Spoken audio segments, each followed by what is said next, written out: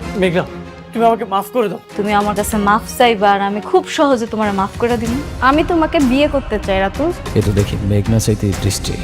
তুমি এভাবে রোদের মধ্যে বাইরে বসে আছো কেন পাগলের মতো?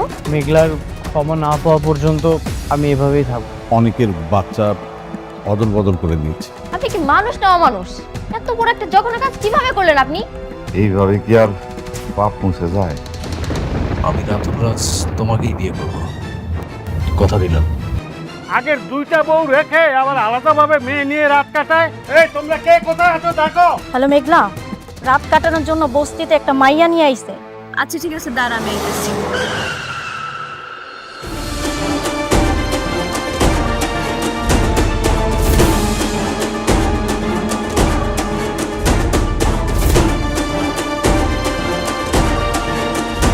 বাহ, এরা তো আমগো পুরান মানুষই। কি ব্যাপার অনেক শান্তাকে নিয়ে আসছো যে? বৃষ্টির কি হয়েছে? বৃষ্টিকে আর ভালো লাগতেছে না?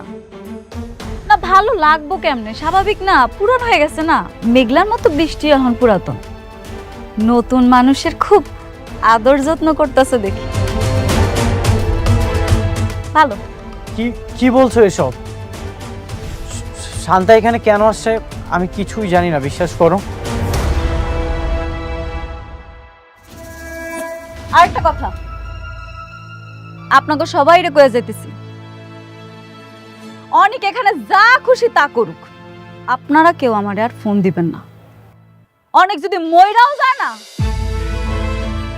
ওর লাশটা দেখার জন্য আমার আর কেউ ফোন দিবেন না। আপনাকে মনে থাকে যাতে। আচ্ছা না, হাত ছাড়ো বলতেছি। খবরদার তুমি আমার আর স্পর্শ করবা না। তুমি আমার স্পর্শ করার অধিকার ওই দিনই হারাইছো যেদিন আমার সন্তানের তুমি অস্বীকার করছো। ওর যা খুশি হোক, তুমি মইরা গেলেও না আমার এখন আর কিচ্ছু আসে যায় না, বুঝছো তুমি?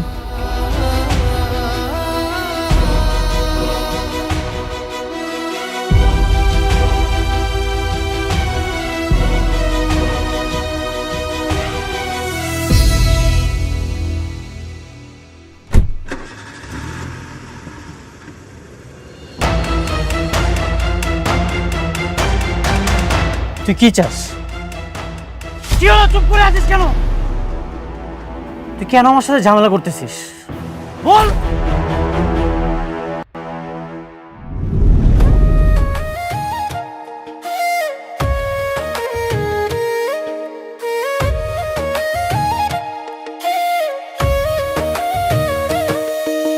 ভাগ্যবনে পাইলাম তোমায়, ভাগ্যে তো আর রইলা না। দুঃখে আমার বুক ভেসে যায়, সুখের দেখা হইল না। তবু আমি তোমার আশায় কাঁদি দিবারাত সুখে থেকো, ভালো থেকো গরি ঘরে রাজপুত্রে। ও সুখে থেকো, ভালো থেকো গরি ঘরে রাজপুত্রে।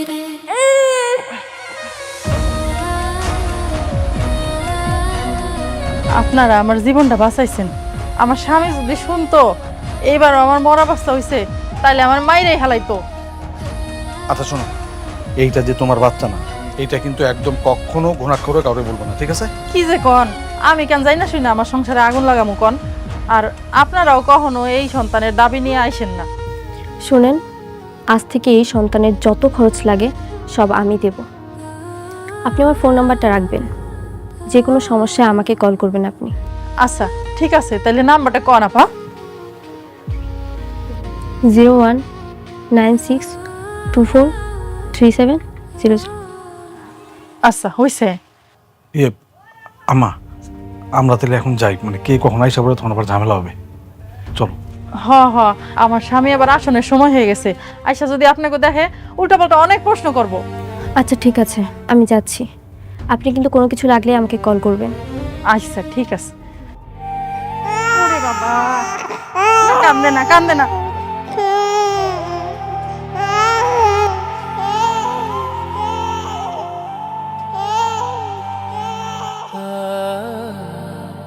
কেন বাবা কান্দে না। এই বাচ্চা কাঁদতেছে কেন? ও দুধ খাসনি? ঠিক মতো দুধ খাস নে, ঠিক মতো যত্ন করবি। একমাত্র সন্তান আমার, তোর যদি যত্ন ঠিক মতো না করিস তোর কিন্তু খবর আছে। কাজটা ঠিক হলো না আঙ্কেল, আমার বারবার মনে চাচ্ছে অনেককে গিয়ে সব বলে দিই। একদম খবরদার, এই কথা তুমি মাথায় আনবে না। অনেককে যদি তুমি এই কথা বলো, অনেককে সারা জীবনের জন্য হারাবে। আর অনেকের বউ মেঘলা সোজা আমাদেরকে নিয়ে জেলে ঢুকিয়ে দেবে। আরো কিন্তু এত বড় একটা সত্যি। চুপ থাকো তো, কিচ্ছু হয়নি, আসো।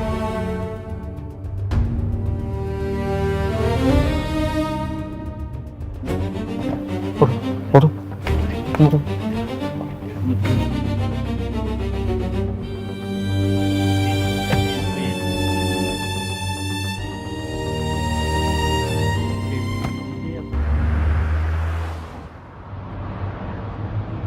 এটা আপনি কি করলেন? হ্যাঁ, আমি আপনাকে ডিজাইন দিয়েছি একরকম আর আপনি বিল্ডিং করলেন অন্যরকম। এটা হইল কিছু? আমি আপনাদেরকে বলে রাখি, আমি ঠিক যেই ডিজাইনটা দিয়েছি আমার ঠিক সেটাই চাই। বুঝতে পারছেন আপনারা? যান কাজ যান।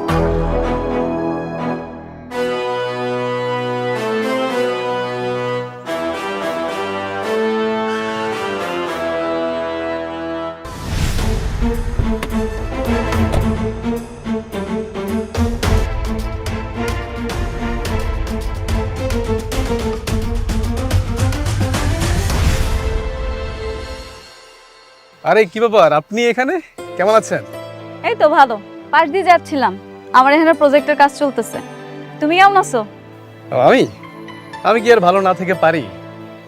কেউ যখন উপর ওঠার সিঁড়ি পেয়ে যায় তখন তো ভালো না থাকার প্রশ্নই আসে না। ঠিক ঠিক, কথা ঠিক।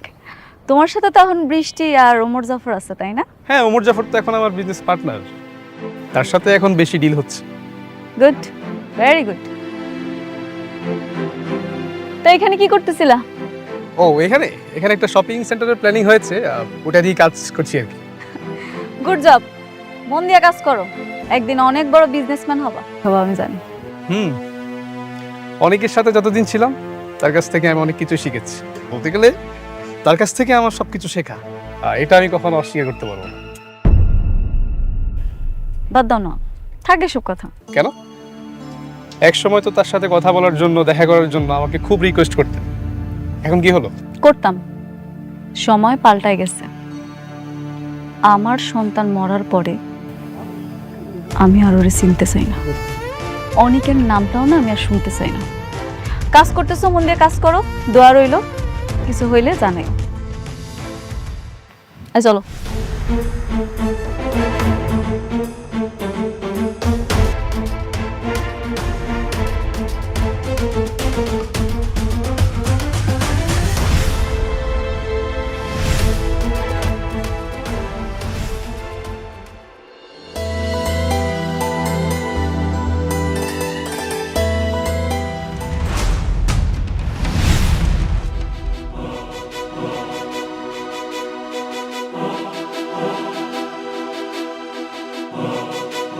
তুমি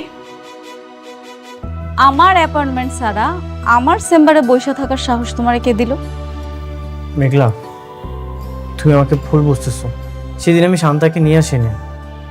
ঠিক তুমি চলে যাওয়ার পরে ও স্বীকার করেছে এই সব কিছু রাতুলের চক্রান্ত। তা আমি কি করব? আমার এগুলো সময়তে আসছো কেন? তুমি কি ভাবছো আমি শালিমা চৌধুরী? তোমার মতো সস্তা বস্তি মার্কা লোকের কথা শোনার কোনো সময় আমার কাছে নাই। এই তুমি জানো না, তোমারে দেখলে আমার মৃত বাচ্চার কথা মনে পড়ে যায়। তারপর তুমি কেন আসো আমার কাছে? বারবার বলছি না তুমি আসবা না? কারণ আমি চাই না তুমি আমার থেকে দূরে থাকো। আমি তোমারে ভুল বুঝিনি। তোমারে দেখলে আমার খালি কোলটা উপহাস করে। তুমি আমার সন্তানের খুনি। তুমি কেন আসো বারবার আমার সামনে? আমি তোমাকে অনেক ভালোবাসি, সারা জীবন এইভাবেই ভালোবাসতে চাই। এই জন্য কিন্তু আমি সব কিছু ছেড়ে দিয়েছি। আমি এখন বস্তিতে এগিয়ে আছি, সেখানেই পড়ে আছি। কোটি টাকার ব্যবসা, বিলাসবহুল জীবন, গাড়ি, সব কিছু কিন্তু ছেড়ে দিয়েছি শুধুমাত্র তোমার আশায়।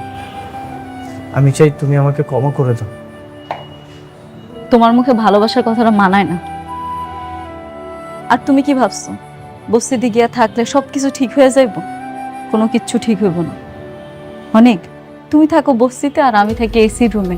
আমি এখন হয়তো বা শালিমা চৌধুরী, আমার অনেক ধন সম্পদ আছে, কিন্তু আমার মনের ভিতরে কি বইতেছে, আমি কতটা কষ্টে আছি সেটা তুমি বুঝবা। প্রতি রাতে আমি যে ঘুমাইতে পারি না সেটা তুমি কি করে বুঝবা কও? মেঘলা, আমি তোমার সেই পুরো ক্ষতটা সারিয়ে দিতে চাই। ঠিক আছে, তুমি দরকার হলে তোমার এই অফিসে আমাকে একটা চাকরি দিয়ে দাও, যে কোনো পোস্টে। এটার মাধ্যমে তো অন্তত আমি তোমাকে একটাবার দেখতে পারবো, সবসময় তোমাকে আমি সরি বলতে পারবো। তুমি আমাকে ক্ষমা করে দাও। তুমি এখন এইটাই চাও অফিসের সবাই আমার নিয়ে হাসাহাসি করুক, তাই না? না না, আমি এইগুলো চাই না। দরকার হলে আমি ভিখারি হয়ে যেতে পারবো, কিন্তু আমি বাইরের মানুষটা হতে চাই না। এসব অবাস্তব কথা বলতে আসবা না। তোমার মতো খুনি আর অকৃতজ্ঞরে আমি চাকরি দিতে পারবো না। এটা শালিমা গ্রুপ অফ কোম্পানি, তুমি মনে রাখো। মেঘলা, অন্তত একবার। আমি মেঘলা না, আমি শালিমা। আমার কাজ আছে, তুমি এখান থেকে যাও। যাও বলতেছি। কি হলো, কথা শুনতেছো না? যাও।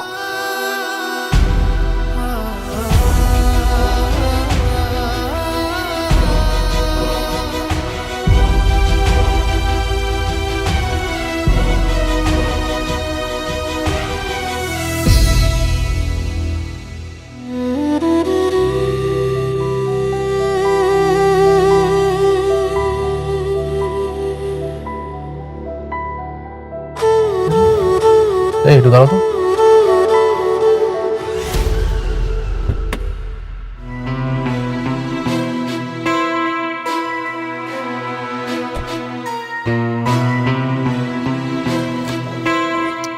আরে বন্ধু, তুই এই তীব্র রোদের মধ্যে একা একা হেঁটে যাচ্ছিস, তো তো শরীর খারাপ করবে। এ ধর ছাতা নে। তোর ছাতার ছায়া আমার মাথার রোদটুকু আড়াল করতে পারবে, কিন্তু আমার বুকের ভেতরে যে জ্বলন্ত আগুন, সেটা নিভিয়ে দিতে পারবে না। দেখ, সহানুভূতি আর করুণার মধ্যে যে একটা সীমারেখা থাকে, তুই তো সেটা পার করে গিয়েছিস। তোর এই সব কলঙ্কের সমাধান হয়তো আমি না হতে পারি। রাতুল প্লিজ, অন্ধকারে পথ হারানো এই বন্ধুর হাতটা তুই এখন ছেড়ে দে। তুই আমাকে একা থাকতে দে, অন্তত আমাকে আর বিরক্ত করিস না। তুই এসব কি বলতেছিস? আমি তোর বন্ধু, কোটিপতি হয়ে আমি গাড়িতে রাস্তায় রাস্তায় ঘুরতেছি, আর তুই আমার বন্ধু হয়ে রাস্তার ফকিরের মতো রাস্তায় রাস্তায় ঘুরতেছিস। এটা কেমন না? আমি কোনোভাবে মেনে নিতে পারতেছি না এটা। শুধু এটাই চাইতে। এখন আমি কোটিপতি থেকে গরিব হয়ে গেছি, তোর তো এখন অনেক আনন্দ হওয়ার কথা। দেখ, আসলে চাইতাম যে তুই গরিব হ, কিন্তু তুই এতটা গরিব হবে আমি কখনো কল্পনা করতে পারিনি, যে একদম রাস্তার ফকির হয়ে যাবে। রাতুল, তোর জন্য সবকিছু হয়েছে।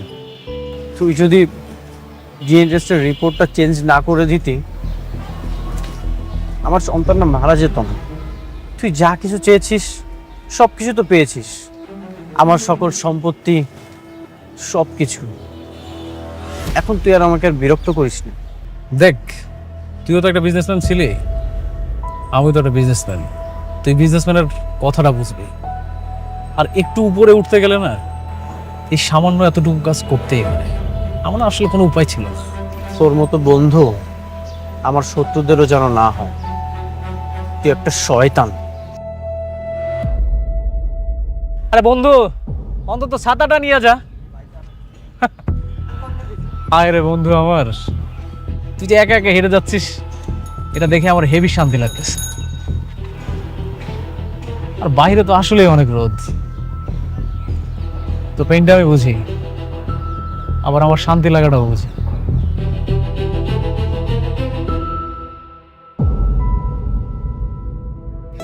মারে দেখ তো, ঠিক আছে না? হ, ঠিক আছে আব্বা। ঠিক আছে না? সোজা আছে তো? বাস। আচ্ছা, ছবিটা এখানে না রাখলে হইতো না। তুই তো সারাদিন এই ছবিটা দেখবি আর মনে মনে কষ্ট পাবি। দরকার আছিল আম্মা, মানুষের তো কষ্ট পাওয়ানোর লেগে একটা স্মৃতি লাগে। আমার কাছে আমার সন্তানটার কোনো স্মৃতি নেই। আমি কি লয়ে বাচ্চা রয়েছি, এখন এই ছবিগুলো আমার সম্বল। আচ্ছা আম্মা, তোমার একটা কথা জিগাই, আমার বাবুরা দেখতে কেমন আছিল গো? মারে, কি হইল আম্মা, কথা কইতাছো না কেন? আমার বাবুরা দেখতে কি আমার মতো আছিল? ওর চোখগুলান কি আমার মতো বড় বড় আছিল? ওর নাকটা কি আমার মতো আছিল আম্মা? মারে তখন তো তুই অজ্ঞান ছিলি, একেবারে মরি মরি অবস্থা। তখন তোরে দেখুম না বাচ্চা দেখুম, আমরা তো মা বাচ্চাটারে ভালো করে দেখি নাই, সময় পাই নাই। তাও তো তোমরা ওরে কবর দেওয়ার আগে একটা নজর দেখতে পারছো, আমি তো ওরে শেষ দেখাটাও দেখতে পারি না। কি অভাগী আমি, আমি আমার সন্তানের একটা নজর দেখতে পারি না। মারে, কষ্ট পাইস না। আল্লাহ যা করে মঙ্গলের জন্যই করে। আল্লাহ কি ভালো লাগে করলো মা, আল্লাহ আমার কি ভালো করলো, আল্লাহ আমার কেন বাঁচায় রাখলো? আমি আমার সন্তানের একটা নজর দেখতে পারি নাই। একদিকে কষ্টের আর কিচ্ছু হইতে পারে না। আমি প্রত্যেকটা রাত্রে ঘুমানোর সময় আমার সন্তানের মুখটা দেখতে পাই না। আরে মানুষ তো মরে গেলে একটা স্মৃতি থাকে, আমার সন্তানের এই স্মৃতিটাও নেই আমার কাছে। আমি কি আঁকড়ায় ধরা কাঁদবো, আমি কি আঁকড়ায় ধরা বাচ্চা থাকবো? আমার কিচ্ছু নাই। আল্লাহ আমার এত বড় শাস্তিটা কেন দিল?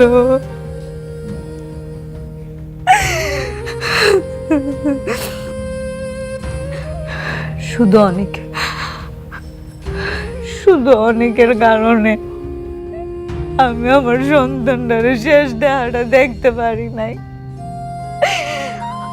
অনেক আমার সন্তানটারে শেষ দেখা দেখতে দেয় না, আর তোমরাও এর ভিতরে সাই দিছ। তোমরা একটা বার ভাবলা না আমার সন্তান, আমার এই পেটটার ভিতরে 10টা মাস আমি বাঁচি কষ্ট কইরা। আমার কলিজার টুকরা রে একটা বার দেওয়ার সুযোগ তোমরা আমার কইরা দিলা না। আল্লাহ আমার মাটা বানাইলো না কেন? আমি কি নিয়ে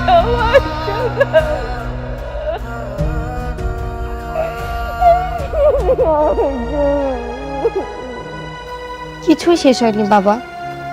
বাচ্চাটা এত সুন্দর, একদম অনেকের মতো চেহারা। মা, এখন এসব বলে কি হবে বল? সন্তানকে তাদের বাবা মার কাছে তো আমরা ফিরিয়ে দিতে পারবো না। বাবা, তুমি একবার ভেবে দেখো, আমার সন্তান হবে না, এটা শুনে আমার কত কষ্ট। আর যার সন্তান হয়েছে, জীবিত আছে, তবুও তার সন্তানের কাছে যেতে পারছে না, তাহলে তার কত কষ্ট। কষ্ট আমারও লাগছে, আমি তোর কষ্টটা বুঝতে পারছি, কিন্তু মা দোয়া কর যাদের কাছে সন্তানটা আছে তারা যেন তাকে সুন্দরভাবে মানুষ করতে পারে, ভালোভাবে লেখাপড়া করাতে পারে। দোয়া করিস আর সবসময় খেয়াল রাখিস। আমি অনেকের এত কষ্ট দেখেও কিছু বলতে পারছি না। আমার যে কি কষ্ট হচ্ছে বাবা, আমি তোমাকে বলে বোঝাতে পারবো না। আমি বুঝতে পারছি রে মা, দেখ চেষ্টা করে দেখ অনেককে এ বাড়িতে আনা যায় কিনা, তাহলে অন্তত অনেকের কষ্টটা কমবে। ঠিক আছে মা, মন খারাপ করিস না, আল্লাহ সব ঠিক করে দেবে।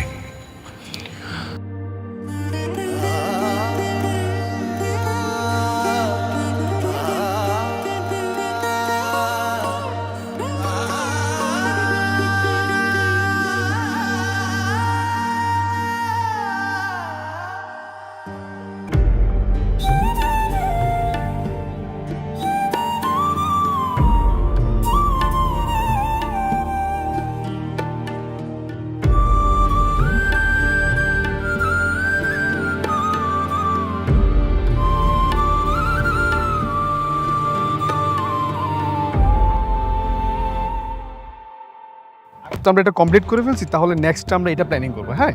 আর এই দিকটা যেটা আছে, তাহলে সেটা আমরা সামনের মাসে দিক শুরু করবো। ওকে।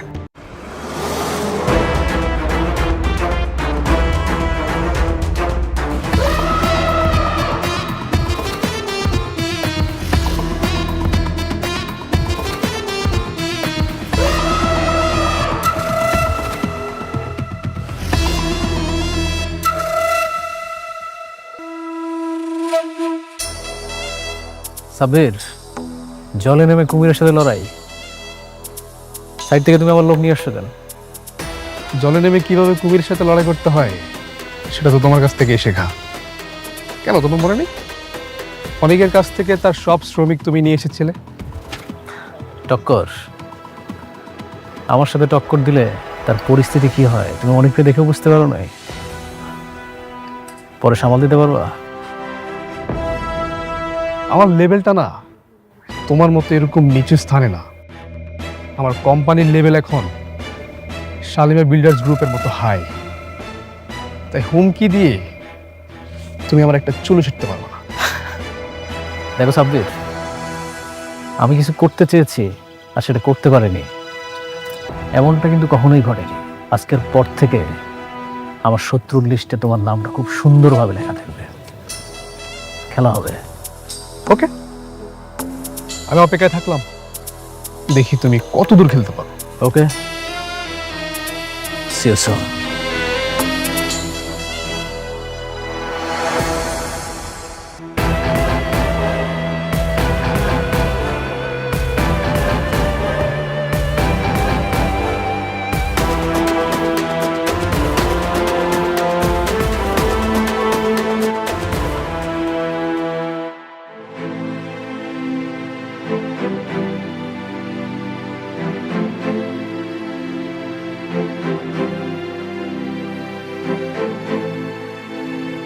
এর আগে চাকরির অভিজ্ঞতা আছে? জি ম্যাম। দেখুন, শালিমার গ্রুপের প্রধান শর্ত হচ্ছে নম্রতা এবং ভদ্র ব্যবহার। আপনাকে এটা মেনটেন করতে হবে। আমি আমার সর্বোচ্চ চেষ্টা করব স্যার। আশা করছি কোনো ধরনের অনিয়ম হবে না। Thank you. আপনার কাজ হইতেছে আমি যা কিছু করি সব কাজের আপডেট রাখা। বলতে পারেন আপনি আমার অ্যাসিস্ট্যান্ট। জি ম্যাম, বুঝতে পেরেছি। ম্যানেজার কেউ? জি ম্যাম। তাহলে আপনার চাকরিটা কনফার্ম করা হইলো, কালকে থেকে জয়েন করেন। Thank you so much.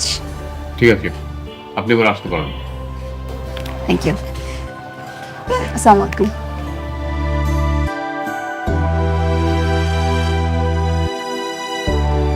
দেখে তো স্মার্টই মনে হলো, মনে হয় কাজ করতে পারবো। আমার তো ধারণা ম্যাডাম।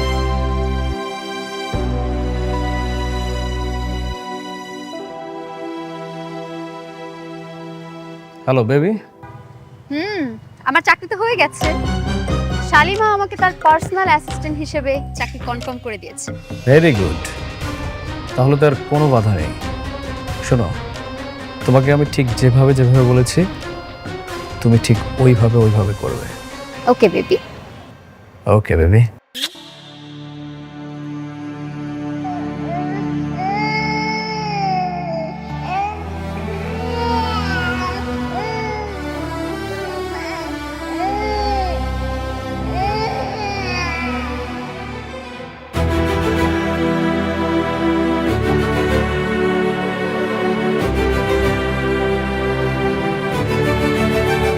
আপনি কে?